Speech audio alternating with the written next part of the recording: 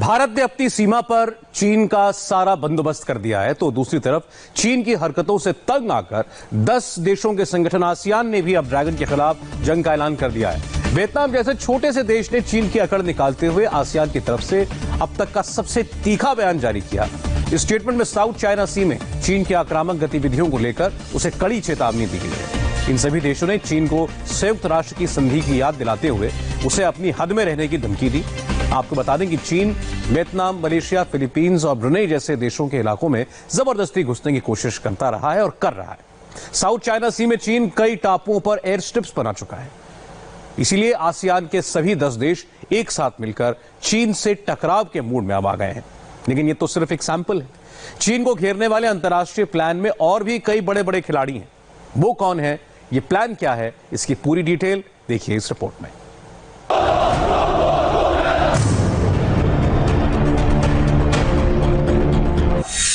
我命令全军各级要强化练兵备战鲜明导向，要坚持领导带头，以上率下，坚持实战实训。 जंग पर जिनपिंग का ये डायरेक्ट ऐलान था। इसकी अलग अलग व्याख्या हो रही है। अगर चीन ने युद्ध की गलती की तो भीषण युद्ध होगा।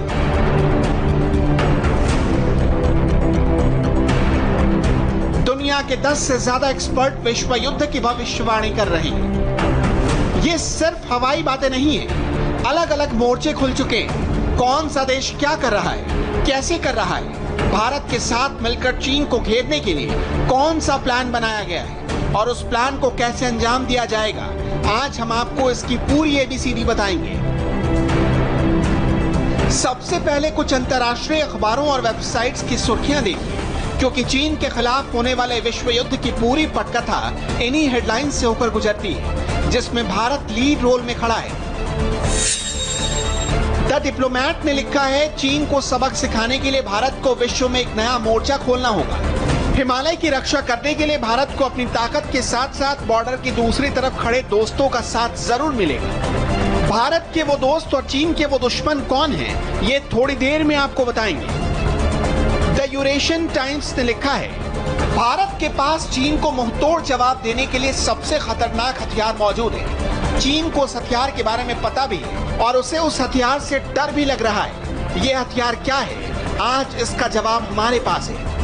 एशिया न्यूज ने लिखा है, अमेरिका, इंडिया और ऑस्ट्रेलिया सहित पूरी दुनिया चीन की कम्युनिस्ट पार्टी के खिलाफ खड़ी है। फॉरेन पॉलिसी नाम की ग्लोबल मैगजीन ने कहा, गलवान में भारतीय सैनिकों की शहादत ने चीन की ताबूत में आखिरी कील ठोकने का काम किया है और एलएसी पर जो कुछ भी हो रहा है उसके बाद दोनों देशों के बीच रिश्ते सामान्य नहीं रह जाएंगे।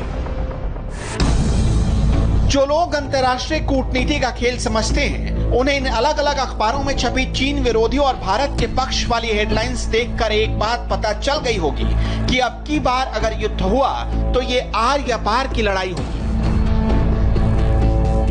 दुनिया की महाशक्तियां इस वक्त भारत के साथ खड़ी हैं, जबकि चीन पूरी तरह अकेला पड़ चुका है। चीन के डर का अंदाजा आप इसी बात से लगा सकते हैं कि अब वहां के सरकारी चैनल CGTN पर प्रधानमंत्री मोदी की तस्वीरों का प्रसारण शुरू हो चुका है और कल तक गरजने वाला चीन भीगी बिल्ली बनकर अचानक शांति की बात करने लगा है। ये क्यों और कैसे हुआ, अब ये समझिए।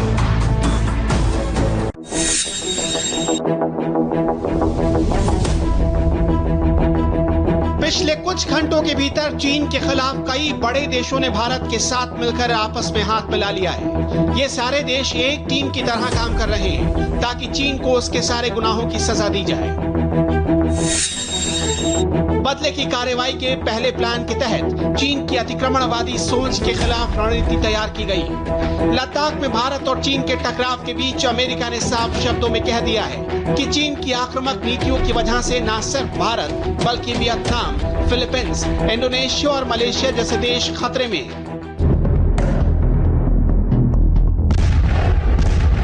लद्दाख में लाइन ऑफ एक्चुअल कंट्रोल पर चीन की हरकतें देखकर ऐसा लग रहा है कि संभावित युद्ध को टालना मुश्किल होगा, इसलिए सबसे पहले अमेरिका आगे आया है। अमेरिका ने जर्मनी से अपने सैनिक कम करने शुरू कर दिए हैं। अमेरिका अपने सैनिकों की संख्या को 52,000 से कम करके 25,000 करेगा और इनमें से 9,000 सैनिक दक्षिण पूर्व एशियाई देशों में तैनात करेगा।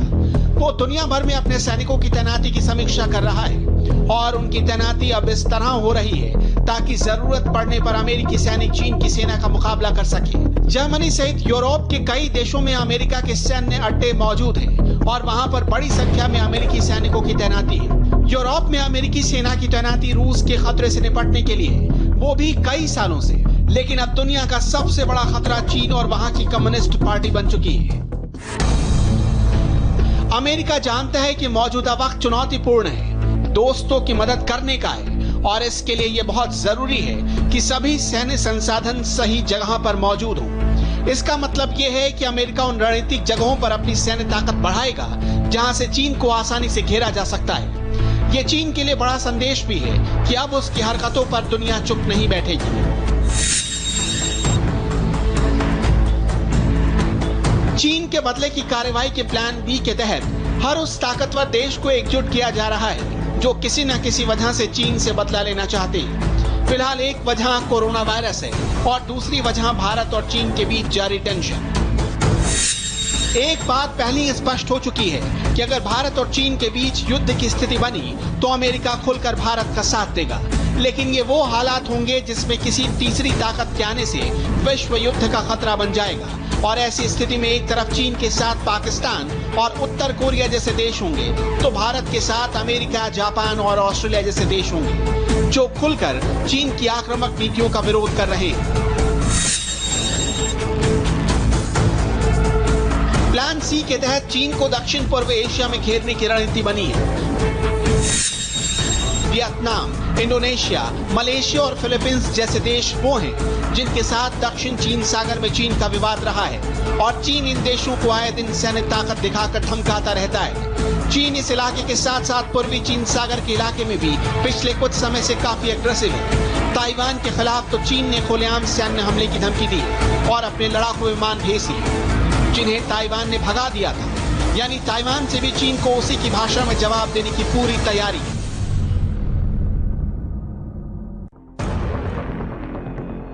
ये 21वीं सदी का शीत युद्ध है जिसमें चीन सबका कॉमन एनिमी है। अमेरिका के विदेश मंत्री माइक पॉम्पियो ने तो ये तक कह दिया कि अब दुनिया के लिए रूस से ज्यादा बड़ा खतरा चीन है। इस महीने की शुरुआत में मैंने यूरोपियन यूनियन के विदेश मंत्रियों से बात की। बीते शुक्रवार को भी कोपेनहेगन में चर्चा हुई थी।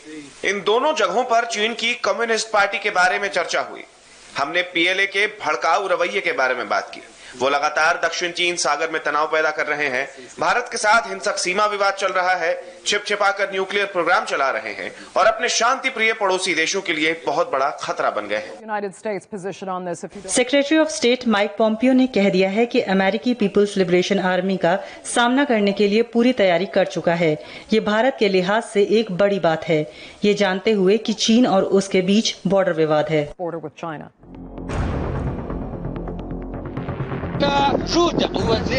पूरी दुनिया जानती है कि गलवान में जो कुछ भी हुआ वो सीधे सीधे जिनपिंग के आदेश पर हुआ था और अब तो पूरी दुनिया में इसके सबूत का टेलीकास्ट भी किया जा रहा है और यही है चीन को एक्सपोज करने का प्लान डी। हाल ही में एक रिपोर्ट आई है जिसमें कहा गया है कि चीन की कम्युनिस्ट पार्टी ने चीनी सैनिकों को भारतीय सैनिकों को मारने का आदेश दिया था। ये चीनी कम्युनिस्ट पार्टी का सीधा आदेश था। भारतीय मीडिया में भी इस बात को लेकर चर्चा है। is raising further speculation of pre-planning for this violence by the Chinese Communist Party. इस कड़ी में अब चीन के भीतर से भी आवाजें आने लगी हैं। यानी भारत सहित पूरी दुनिया ने चीन के खिलाफ जो मुहिम छेड़ी है उसमें अब जिनपिंग के लोग ही उसे दोषी ठहरा रहे हैं। यकीन नहीं होता तो ध्यान से इस चाइनीज एक्सपर्ट का ऑडियो सुनिए जो कि LAC पर भारत से भिड़ने की वजह चीन के भीतर हो रही उठापटक है। The India-China issue is a historical issue. The issue has already existed for a very long time. But why does it break out now? It is because when the Chinese Communist Party is in trouble, it needs to find an enemy from abroad so as to shift the focus from its domestic problems. Its main purpose is to transfer the focus of Chinese society. The conflict may escalate, But whether it will indeed lead to a war, that depends on how deep the conflict is inside China, because the domestic conflict involves the stability of the communist rule. If the CCP cannot solve the domestic problem it is facing, it may create larger-scale conflicts. This is possible. जब से भारत के साथ tension की शुरुआत हुई है, Jinping ने अपने सरकारी मीडिया की मदद से भारत और पूरी दुनिया के खिलाफ एजेंडा चला रखा है। लेकिन चीन की घेराबंदी के प्लान डी के तहत अब चीन का प्रोपेगेंडा चलाने वाले चाइनीज अखबारों और टीवी चैनल्स का काउंटर किया जा रहा है। इसी का नतीजा है कि पिछले कुछ घंटों के दौरान चीन के ग्लोबल टाइम्स जैसे अखबारों की भाषा बदली नजर आ रही है।